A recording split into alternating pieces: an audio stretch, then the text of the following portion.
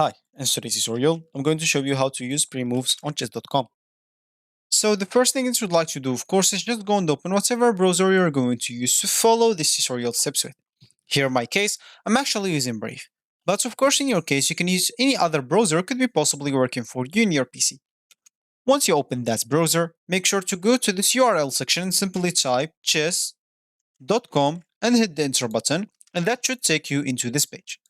Of course, if you have an account, you can simply go and click on this login option on this left panel. And here you can enter your username or email, password, and check this remember me if you don't want to log in anymore.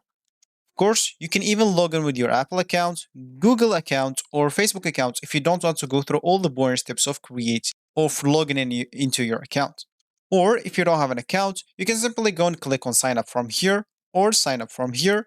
Both will take you to this page. And here, of course, you'll just have to choose a username, email, enter an email password, and simply click at sign up.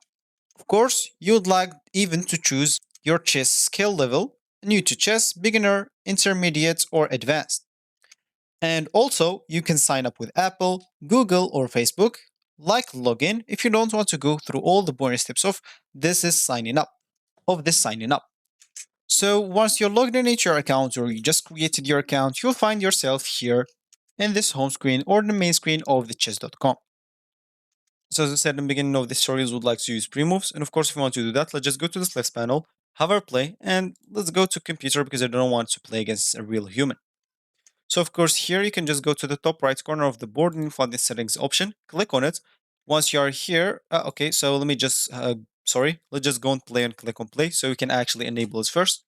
Now click on the settings at the top right corner as we said and go to play, then click on live. Here, you'd like to enable this pre-move option. It's not enabled, then click on save.